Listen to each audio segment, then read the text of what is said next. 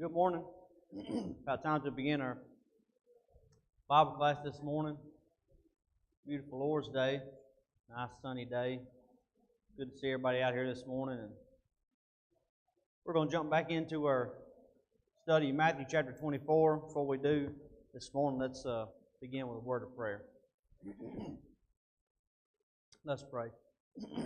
Dear most kind, gracious Father in heaven, so grateful for this beautiful Lord's Day you bless us with, Father, and grateful for the good weather, and grateful for the time this morning, Father, we can assemble together and study from your word. And we're grateful for the time that we've set aside, Father, to study together, study your word together, Father. Pray that we'll always take these opportunities and be good stewards of your word, Father, and we can better learn what our duties are to you. And Pray for your forgiveness for any sins we miss in our life, and know that we're human and we sin each day. And just pray for your kingdom blessings upon those that are mindful of that are sick or hurting, Father. And we're grateful for those that have recovered or are recovering, and pray you continue to bless them as well. And bless all those that we're mindful of, Father, that need prayers on our behalf. And pray your blessings again as we go into the Bible class hour this morning. Pray for your blessings upon us as we go into the worship hour here shortly, Father. Pray that everything we do during that time be done in ways pleasing in your sight. In Jesus' name, amen. So we'll pick up where we left off last week in Matthew chapter 24. Just a brief review, though. We did cover quite a lot of material in the past couple of weeks. So we made it through Matthew chapter 24, verses 15 and 16. So we'll pick up this morning in verse 17. Well, we're still in the predictions concerning the destruction of Jerusalem. So if we review our outline, this is verses 4 through 34 of this chapter. I've broken this down into, this is predictions concerning the destruction of Jerusalem. And this section could be broken down even further. From verse 15 to 28, we're in predictions of the Great Tribulation. And then in verse 29, we'll pick up with predictions immediately following the Great Tribulation, which will be the destruction of Jerusalem itself. But just a brief review, sort of where we were the last couple of weeks. We discussed in verses 15 and 16 the abomination of desolation. Jesus tells us that it was mentioned by Daniel. So we went back and looked at the book of Daniel. He mentions that phrase, abomination of desolation, 3 times. Chapters 9, 11, and 12. So we looked at each one of those instances, tried to determine which one of these prophecies that Daniel has given is applying to Matthew chapter 24. So we deciphered Daniel chapter 9. That this makes, based on the prophecy, the statements in Daniel, based on historical knowledge and all the things there, that the abomination of desolation in Daniel chapter 9 fits the description of Matthew chapter 24. So we talked about that. We looked at how history shows that the Roman army, led by Cestius in about 66 AD, his siege to Jerusalem, fits that context. So we can take that attack on Jerusalem by the general Cestius as abomination of desolation. We can see that, based on that, based on Luke's account, that the holy place that the abomination of desolation would be standing in would be the city of Jerusalem. And so then, based on Matthew 24, verses 15 and 16, this will be the command for the disciples to flee Jerusalem. That's what Jesus told them. So we spent quite a bit of detail looking at that, looking at all that information. So I thought it's a good idea to give a brief review, basically, of those 2 verses, because there's a lot of information. But basically what we're looking at is that was the abomination of desolation. It was the Roman army led by Cestius in 66 AD when he came to Jerusalem, to siege Jerusalem in 66. We know based on Josephus' writings that he could have taken the city, but for some unknown reason, nobody knows why, and Josephus even said it was beyond belief that he miraculously retreated from the city, and this gave all the Christians there time to retreat. Something else we'll see this morning as we get into our study is, we know that Jerusalem was destroyed in AD 70. So why did Jesus give them the command to flee in 66 AD? So they fled the city 4 years, prior to its actual destruction. That seems like a long time there. But we'll see, I think, clearly as we get into our study this morning, why Jesus gave the command to flee and why it was, 4 years prior to the actual destruction. But we'll pick up in verse number 17 this morning. Before we do that, I just want to remind us of a couple things about the Great Tribulation, because the religious world uses the term Great Tribulation to mean something other than really what it's meant to say in Matthew chapter 24. So when we refer to, Jesus uses the term, there will be Great Tribulation in Matthew 24, verse 21. It is a biblical name for this time period that we can use, but the denominational world uses, and those that are of the premillennial persuasion generally use the term Great Tribulation as a period that fits the premillennial doctrine, which is a period of 7 years, prior to Christ's second coming. So the Great Tribulation in Matthew 24, the Great Tribulation Jesus mentions in verse 21, is not the same thing as what the premillennialists will say the Great Tribulation is. And also, it's important to understand that the Great Tribulation is not the destruction of Jerusalem itself. It's certainly part of it, but the period of Great Tribulation is the period immediately preceding the destruction of Jerusalem. We'll see that as we go through the study this morning. As we get into verses 29 through 31, we'll see that the destruction is immediately following the Great Tribulation. Not to say that there's not a little bit of overlap, I guess you could say there, but generally, we can see from the context, I think the context is bearing out that the Great Tribulation is the period immediately preceding the destruction of Jerusalem. So when we talked about the 70 weeks of Daniel, I know that's a lot of information to go through, so I didn't want to throw out even more information while trying to decipher what was Daniel saying. But if you Google the 70 weeks of Daniel, just go to Google, type in 70 weeks of Daniel, Daniel chapter 9, and you click on the images, you'll find a plethora of images of timelines, something like this. And this is basically the premillennial timeline for the 70 weeks of Daniel, the timeline that they give. And I wanted to point this out briefly just because it helps us gain a little bit of perspective. The goal of this study is not necessarily to just decipher premillennialism and point out the points that are not consistent with the Bible. I think this is a big point. I think it's good for us to understand how does the world view these 70 weeks, and so that we can know, for one, that this view does not fit the view in Daniel chapter 9. If you look at, for example, the first, basically the time period before the cross, pretty much matches the time frame that we had talked about. I mean, there's the 7 weeks.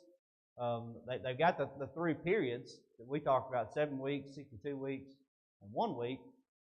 They've got the decree of Artaxerxes. They've got the time frames here is in line with what we were talking about. Messiah will be cut off. That fits what we talked about. So really the difference comes from after the cross. Notice that they've got this gap here, this gap that they've called the church age. So basically what they're saying is the 70 weeks of Daniel is consecutive up until the cross, and then there's at least 2,000 year gap because we've been in the church age for 2,000 years. And then you've got the Antichrist covenant with the Jews, which is a misapplication of the covenant that Christ made with the Jews, which was his earthly ministry to the Jews. But they apply this 1 week of 7 years as the time of Great Tribulation, before the second advent of the Messiah. But the big thing we can see here, there's a gap between the first 69 weeks and the last week of the 70 weeks of Daniel. If we remember in our study, we pointed out that why did God give Daniel this vision of 70 weeks? Why not a period of years, 490 years? Why say 70 weeks? Well, the whole idea is that 70 weeks, the number 70 gives us this divine symmetry between the 70 years of Babylonian captivity and now the 70 weeks of Daniel. So if we remember the history of the Babylonian captivity, the Jews did not go to captivity for 69 years and then have a gap of at least 2,000 years and then go back to serve 1 more year of Babylonian captivity. We know that's impossible. That didn't happen. So this view of the 70 weeks of Daniel does not fit the vision that Daniel receives, because the 70 weeks that Daniel receives is all consecutive. There's no gap of at least 2,000 years there in the context. It'd be really hard to try to explain the 70 weeks of Daniel with a 2,000-year gap in between week 69 and week 70. But this is more or less the premillennial view. Like I said, if you go to Google, search 70 weeks of Daniel chapter 9, look at the images, you can find a whole bunch of images that say something similar. I think it's important to point out that this is the premillennial view that does not fit the Bible view of the 70 weeks of Daniel. So with that, I want to start with Matthew chapter 24, verses 17. We'll probably get through, hopefully, verses 21 and 22 this morning. So let's begin in Matthew 24, verses 17. Jesus has told them in verse 15 about the abomination of desolation. He's told them in verse 16, when you see them standing in the holy place, you're to flee. Now Jesus is going to give them, some additional warnings and things about the flight from Jerusalem. But like we said in verse 15 and 16, the Roman army has entered Jerusalem. Cestius nearly takes the city before retreating. The Jewish army chases after the retreating Roman army. They chase them outside the city as they're retreating. The prominent Jews, according to Josephus, they take this time to flee the city. We know that it's at this time that the church at Jerusalem flees to the mountains, exactly as Jesus told them to, and all this is the beginning of the Great Tribulation. So we pick up in verse 17, Jesus tells them, "Let him which is on the housetop not come down to take anything out of his house, neither let him which is in the field return back to take his clothes. And woe unto them that are with child, and to them that give suck in those days. And pray ye that your flight be not in winter, neither on the Sabbath day." So Jesus tells his disciples what they're to do when they see the abomination of desolation standing in the holy place. And we can see that from his response, and then in verse 16, and then from his response here in verses 17 through 20, this is he's not referring to his second coming. So I think the distinction we have to make is that, because remember all this started in the first couple verses of Matthew 24, when his disciples asked him, well, what's the sign for the destruction of Jerusalem? Because he talked about the temple being destroyed. And what's the sign for his second coming and the end of the world? So a lot of the confusion with Matthew 24 comes with confusing those two topics. When is Jesus talking about each of the topics? I think we can tell that this context, at least verses 15 and 16 and now 17 through 20, are in reference to Jesus', or actually everything we've talked about up to this point in this chapter is talking about the destruction of Jerusalem. It's not talking about his second coming. So first, remember in verse 16, Jesus told them to flee to the mountains when they see the abomination of desolation. So this is talking about his second coming. What good is it going to do to flee to the mountains if Jesus is coming back in his second coming? I mean, you're not going to be able to escape his second coming by running to the mountains. And his disciples will know that. And obviously, Jesus would not tell his disciples to flee to the mountains if this was concerning his second coming. Secondly, on that, in verse number 16, why would his disciples flee to the mountains? Why would we flee to the mountains as Christians if Jesus is coming back? So to us, Jesus coming back should be a time of rejoicing, right? We should be looking forward to inheriting eternal life. So when Jesus comes back, first it won't do us any good to flee. And if we do flee his second coming, then why are we Christians in the first place? Because we should be looking forward to his second coming, and his disciples would have too. But starting in verse 17, as we read this context, he gives them sort of a list of actions and warnings that's associated with their flight to the mountains. We'll notice that these warnings are very practical in nature. They're not spiritual necessarily in nature as far as anything that makes a spiritual application. They generally make physical applications and practical applications to their flight, as they're fleeing the city in time of distress. And all of these warnings and actions and things wouldn't apply very well to his second coming. Verse number 17, for example, Jesus tells them, don't even come off. If you're on the housetop, don't even come off the housetop. Don't even go down into your house to get anything. That seems a little bit counterintuitive to me, I think, because if I'm fleeing Jerusalem, the first thing I would think was I need some supplies, right? I need some food and different things. I need to take some supplies with me. And Jesus tells them, don't even do that. Don't come down from the housetop, take anything out of the house. Don't worry about the supplies. Instead, flee immediately from the housetop. This hasty kind of flight sounds to me very similar to Sodom and Gomorrah. So remember the flight that Lot and his family took from Sodom and Gomorrah. And then, of course, what happened to his wife when she looked back. So this, I think we can definitely see the similarities here between, the flight from Sodom and Gomorrah and the flight from Jerusalem. It's a hasty flight. They don't have time to gather supplies and do these things. They leave at a moment's notice, more or less. Some scholars will make mention of how, the way the construction of the houses were in Jerusalem. That generally the housetops sort of connected to each other, and then sometimes generally there was maybe two stairs. Maybe one set of steps goes down to the street. One set of steps made it easier to access the wall and get outside of Jerusalem. So some scholars make reference to that maybe Jesus' suggestion was to, instead of going back down into the house, travel along the housetops or along these steps that would make it easier for you to get outside the city walls. But that's just speculation, really. But regardless of the practicalities of it, we can see how that verse 17 would not apply to Jesus' second coming. It's not going to do us any good to go down to the house to get supplies or take anything out of the house if it's his second coming, right? All our preparation for his second coming needs to be made before he comes. Now, verse number 18, he tells them, neither let him which is in the field return back to take his clothes.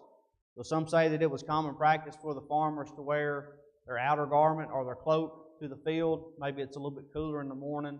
And then generally as the day warmed up, they would take their cloak off, their outer garment, and leave it at the edge of the field.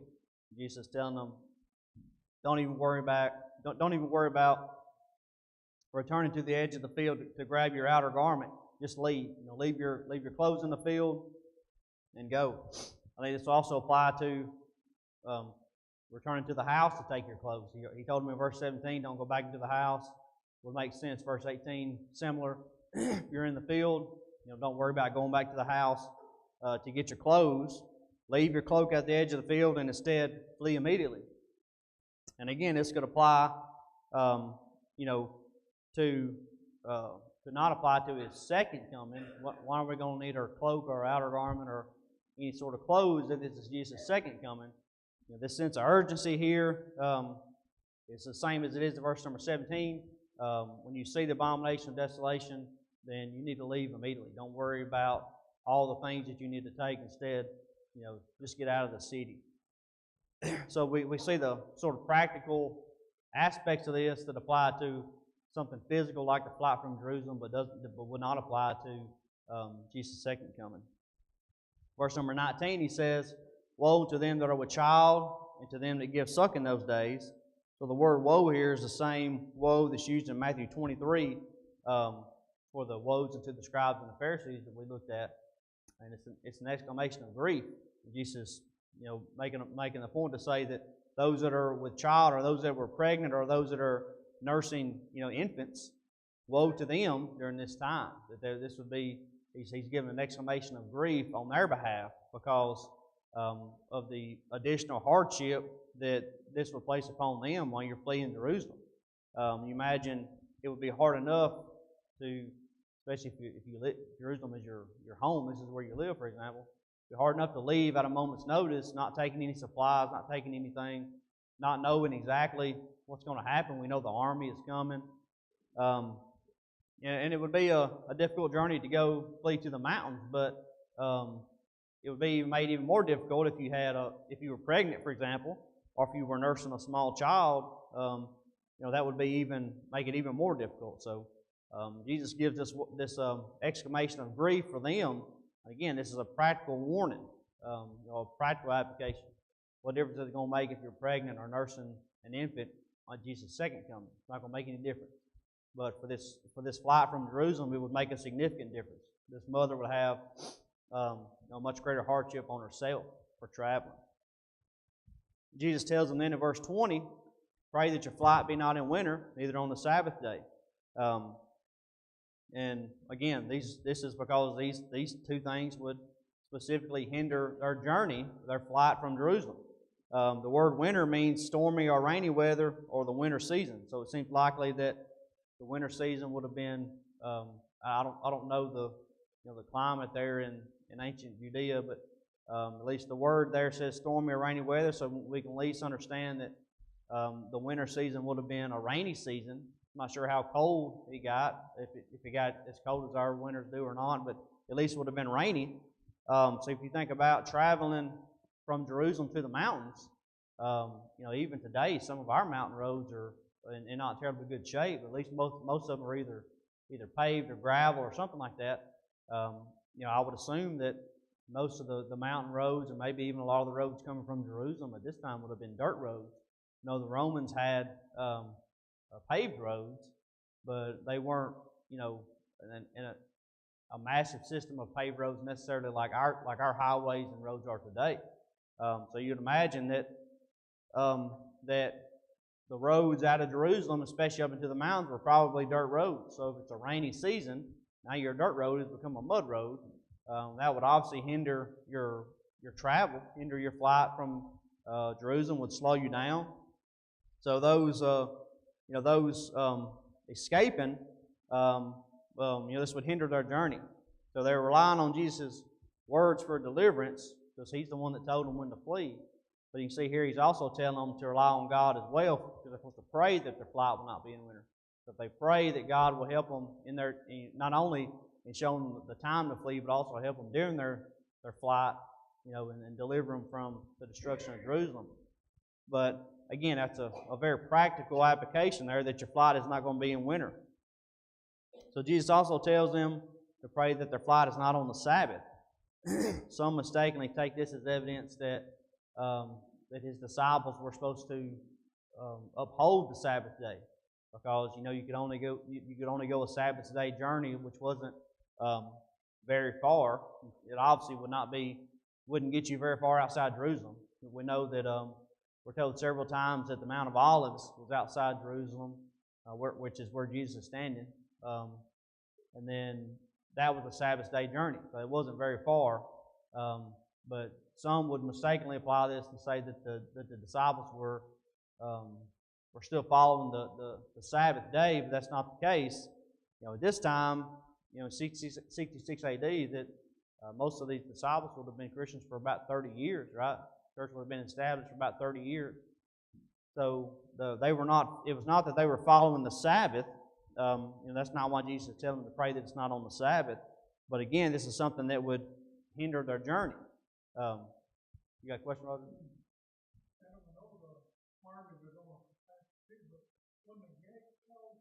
Yes, they were. Yeah, that's one point. Nice find. That was the point I was getting to. Some will say that the shops will be closed. Maybe that's true, but Jesus told them not to come out of their house and get anything. Don't even get your cloak from the field. So I don't think that He's going to tell them to go shopping on your way out of Jerusalem. But you're right. Most of the time, the gates would be closed of the city, which would obviously make it harder for you to get out. So it's not that they were observing the Sabbath, but I think that the city of Jerusalem was still a Jewish city. They were still abiding by the Jewish law. There would be other hindrances to them. So the gates would be closed. Secondly, they would have been made more noticeable if they were trying to escape the city on a Sabbath day. So the Jews should have been resting. They should have been not traveling great distances. So if you would have seen somebody coming from a great distance, or if you got your whole family going, and you could sort of tell somebody that's escaping the city, they would be easy targets. For example, it was common for the zealots of the day to openly oppress those that were not obeying the Jewish law. So if they saw you not obeying the Sabbath, then they would openly oppress them. So perhaps traveling on the Sabbath day left them more open to persecution by the zealots. For example, Josephus tells us, and indeed many there were of the Jews that deserted every day. This is talking about after sometime between Cestius' attack and Vespasian's siege and Titus' siege on Jerusalem. Indeed, many there were of the Jews that deserted every day and fled away from the zealots, although their flight was very difficult, since they had guarded every passage out of the city and slew everyone that was caught at them, as taking it for granted they were going over to the Romans. Yet did he who gave them money get clear off, while he only that gave them none was voted a traitor. So the upshot was this, that the rich purchased their flight by money, while none but the poor was slain. Along all the roads also vast numbers of dead bodies lay in heaps. And even many of those that were so zealous and deserting at length chose rather to perish within the city. For the hopes of burial made death in their own city appear of the two less terrible to them. Nay, the terror was so very great that he who survived called them that were first dead happy, as being at rest already, as did those that were under torture in the prisons, declare that upon this comparison, those that lay unburied were the happiest. So you can see that at this point in time, after the Jewish war has began, the Jewish people really divided up into three factions, and one of those factions were the Zealots. It was the Zealots sort of existed before the Jewish war, but they sort of formed another faction here.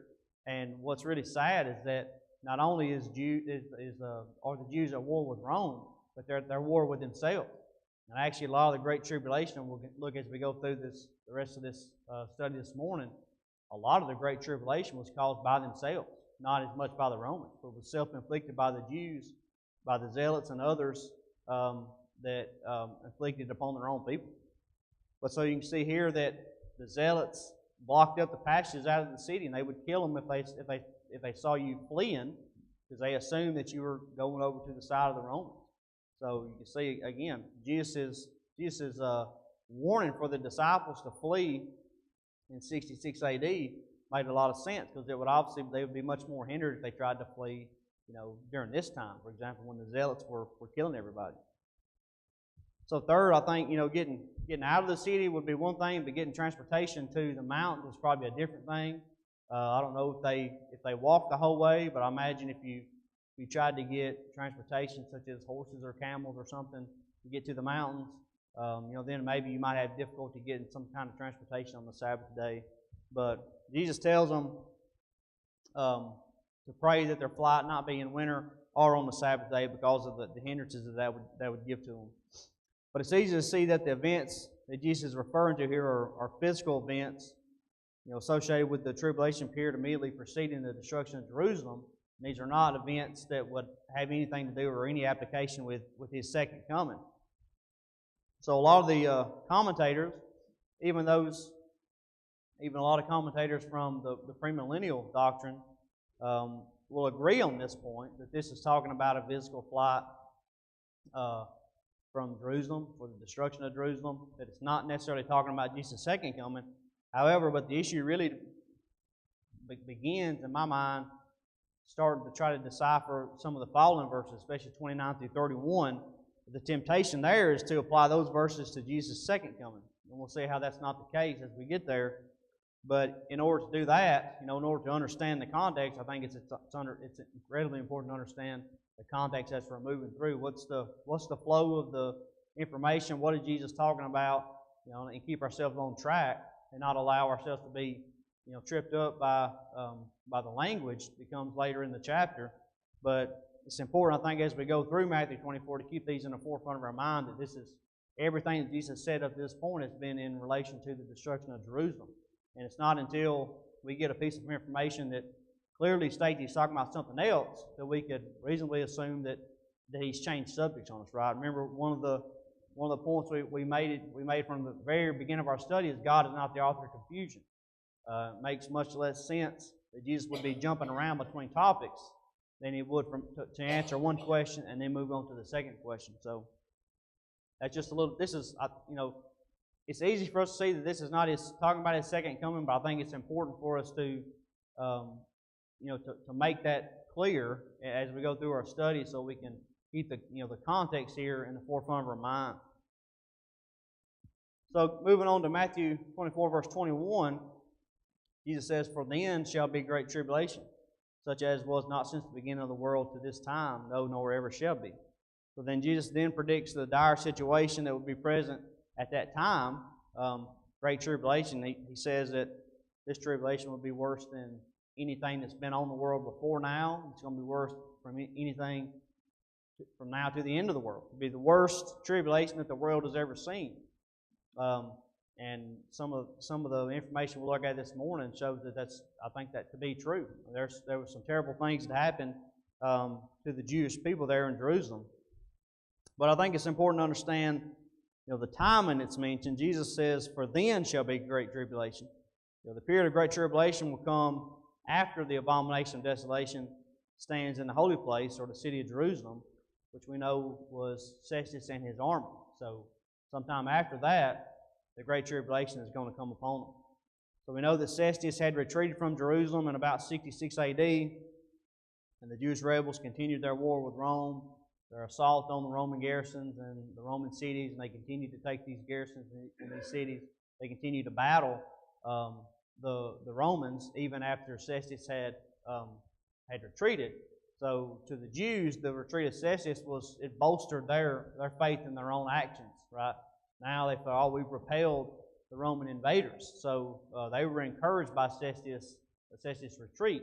So it only made it worse on their part for them to continue their revolt against Rome.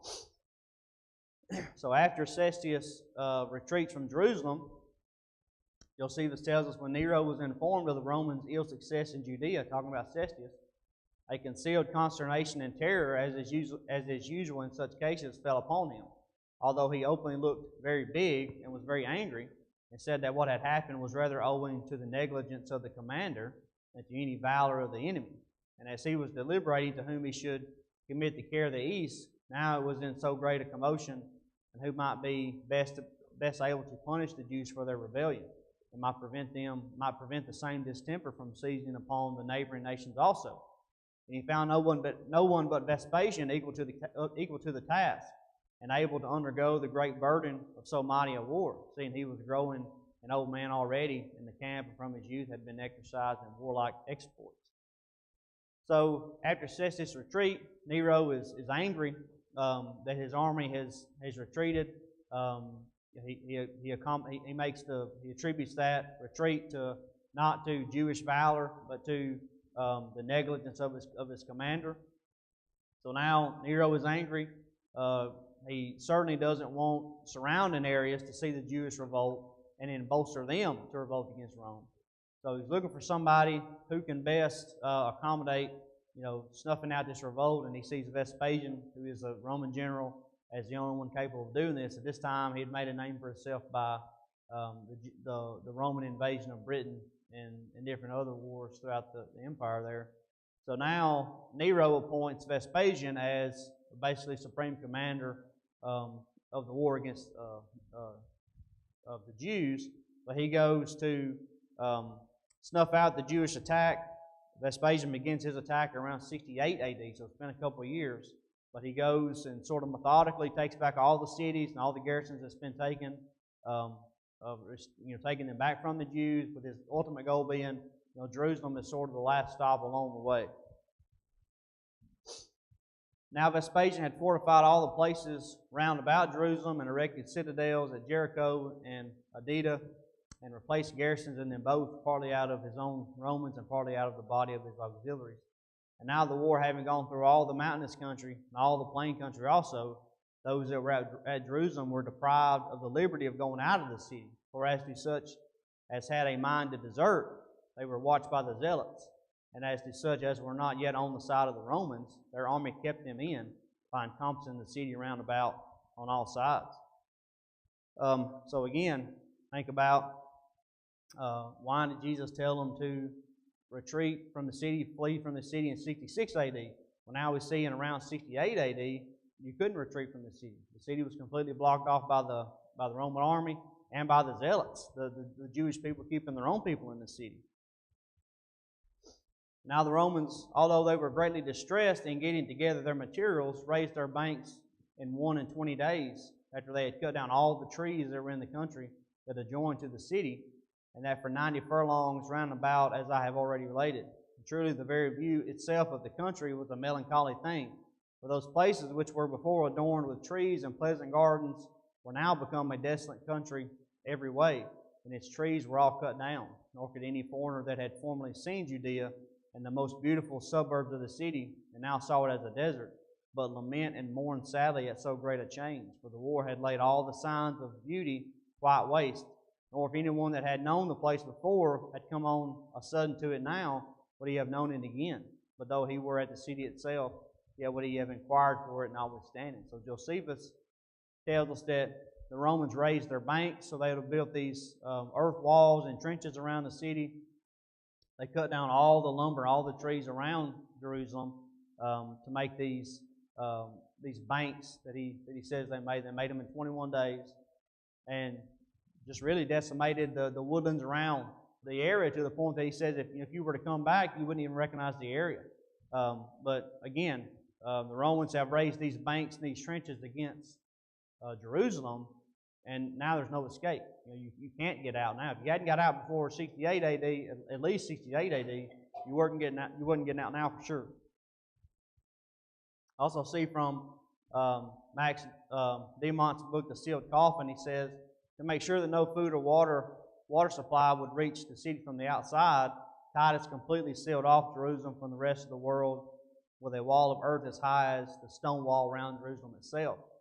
Anyone not a Roman soldier caught anywhere in this vast dry moat was crucified on the top of the earthen wall inside of the Jews of the city. It was not uncommon for as many as 500 people a day to be so executed. The air was redolent with the stench of rotting flesh and rent by the cries and agony of the crucified. But the Jews held out for still another year, the fourth year of the war, to the discomfiture of Titus.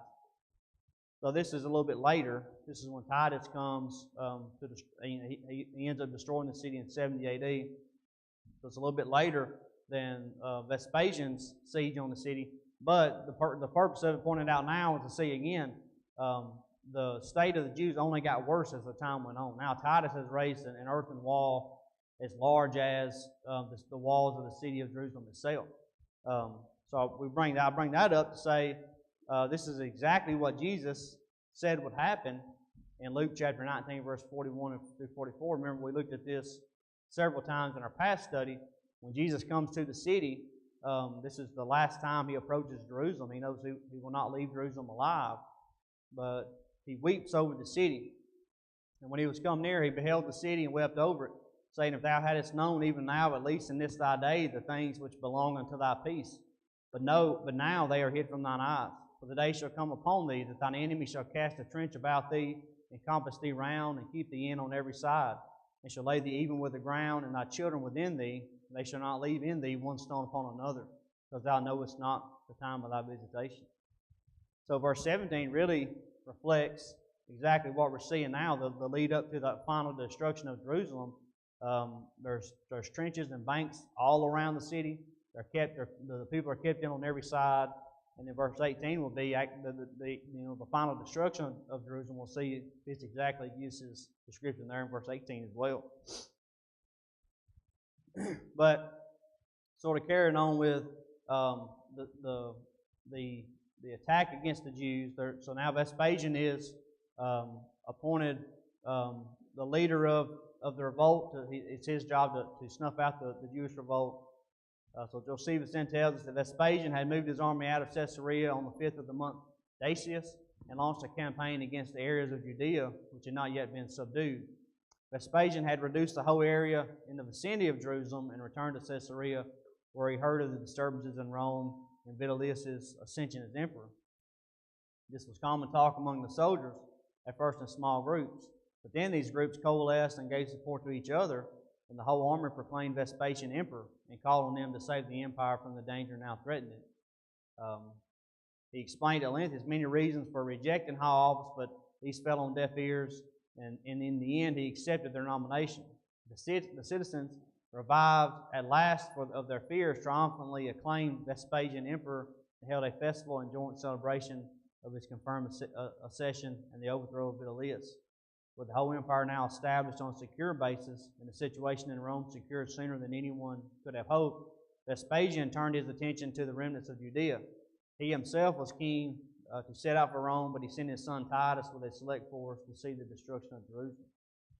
So, long story short, after Nero was killed, there was a lot of civil strife in Rome. They had what they called the year of the four emperors. They had four emperors in 1 year. Vitellius was one of the emperors. So they've got all this civil strife going on in the city. Vespasian had sort of put a hold on the war in Jerusalem for a little bit to see kind of what was going to happen in Rome. And when after Vitellius he takes the office of emperor. His soldiers here in the field nominate Vespasian as emperor, or they're out in the field away from Rome. They nominate him as emperor. He initially declines, but then finally accepts their nomination as emperor, and then he goes back to Rome to consolidate his power and take his place as emperor. He's still got a little bit of Judea. It says he turned his attention to the remnants of Judea, so his goal is to finish what he started in the revolt against the revolt of the Jews. But he's going to Rome to set up himself as emperor, and he turns this over to his son Titus, and we'll see that Titus continues the attack on Jerusalem. So Titus returns to Jerusalem and eventually destroys it in 70 A.D., but what we'll see is that the state of the Jews in Jerusalem had steadily declined since Cestius' attack in 66 A.D. And sadly, as we mentioned, the biggest part of this misery was associated with the Jewish people themselves. It wasn't so much the Roman soldiers oppressing them, which the Roman soldiers were generally keeping them inside the city, but the Roman soldiers weren't constantly inside the city oppressing the people. It was the famine and the starvation that went along with being locked inside the city that made the Jewish people turn on each other, specifically the Zealots were turning on their own people. And Josephus tells us all this. He says it was now, maybe I can read that, but Josephus says it was now a miserable case and a sight that would justly bring tears into our eyes, how men stood as to their food, while the more powerful had more than enough, and the weaker were lamenting for want of it. But the famine was too hard for all other passions, insomuch that children pulled the very morsels that their fathers were eating out of their very mouths. What was still more to be pitied, so did the mothers do as to their infants. And when those that were most dear were perishing under their hands, they were not ashamed to take from them the very last drops that might preserve their lives. And while they ate after this manner, yet were they not concealed in so doing. But the seditious everywhere came upon them immediately, and snatched away from them what they had gotten from others. But when they saw any house shut up, this was to them a signal that the people within had gotten some food. Whereupon they broke open the doors and ran in and took pieces of what they were eating almost up out of their very throats, and this by force. The old men who held their food fast were beaten, and if the women hid what they had within their hands, their hair was torn for so doing. Nor was there any commiseration shown either to the aged or to the infants, but they lifted up children from the ground as they hung upon the morsels that they had gotten and shook them down upon the floor. They also invented terrible methods of torments to discover where any food was, and they were these to stop up the passages of the privy parts of the miserable wretches, and to drive sharp stakes up their fundaments. And a man was forced to bear what is terrible even to hear, in order to make him confess that he had but one loaf of bread, or that he might discover a handful of barley meal that was concealed. So again, you see the state of the people treating each other, and this was the Jewish people treating themselves this way. So the state inside had become so severe that Josephus says that the men were literally picking the children up by the morsel of bread in their mouth and picking them up off the ground and shaking them so that they could steal that morsel of bread that the child was eating. So he starts out saying it was a miserable case. We can see absolutely it was a miserable case in Jerusalem at this time. He goes on to say there was a certain woman that dwelt beyond Jordan. Her name was Mary. Her father was Eleazar of the village Bethzab, which signifies the house of Hyssop. She was eminent for her family and her wealth, had fled away to Jerusalem with the rest of the multitude, and was with them besieged therein at this time. The other effects of this woman had been already seized upon, and it was now become impossible for her any way to find any more food, while the famine pierced through her very bowels and marrow, when also her passion was fired to a degree beyond the famine itself. Nor did she consult with anything, but with her passion and the necessity she was in. She then attempted a most unnatural thing.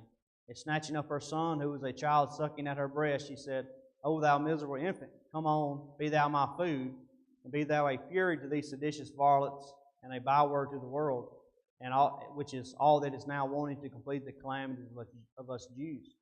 As soon as she had said this, she slew her son, and then roasted him, and ate the one half of him, and kept the other half by her concealed. Upon this, the seditious came in presently, and smelling the horrid scent of this food, they threatened her that they would cut her throat immediately if she did not show them what food she had gotten already.